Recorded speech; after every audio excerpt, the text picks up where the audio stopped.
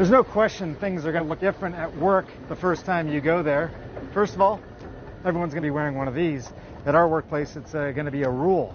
The other thing I do when I go to the hospital is I always stay bare below the elbow. That way my watch or jewelry, my ring doesn't get contaminated. Also easier to wash the hands. Speaking of which, carry hand sanitizer now. I think most of you probably do as well. But the workplaces are going to make it easier typically by having stations like this. If you can, it's probably always a better idea to take the stairs. But if you have to take an elevator, keep in mind this is going to be one of the higher risk situations. It's obviously a small space. It's indoors. Try and find an elevator that's not that crowded. Everyone should face in the same direction to reduce the spread of the virus. And use something like a pen to push the button. So it goes without saying, you want to think about every surface you touch. You just got to be thinking about this constantly. Doors will likely be propped open, so you don't have to touch the handles.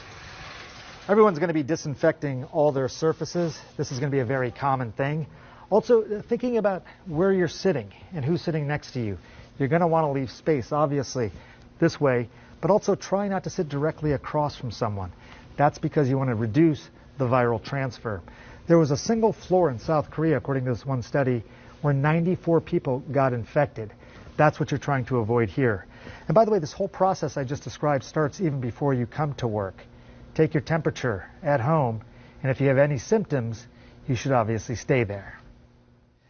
And I'll tell you guys, I mean, a lot of this is going to be, company to company. There aren't sort of nationwide policies or even statewide policies yet. People are still trying to figure this out as people return to work. Yeah, I'm in a little flash studio, we call it, at CNN headquarters in New York, and they thankfully provide, I've got like wipes here and this as well, which, as Sanjay knows, I've used as hair gel when I forgot to brush my hair. I wasn't going to tell anybody. Yeah, I know, it's a little sad. Sanjay took a picture of it the other night. Doctor, I don't recommend that, by the way. You should not be using Still Purell. look at it. No, I don't. Yeah. Anyway, Dr.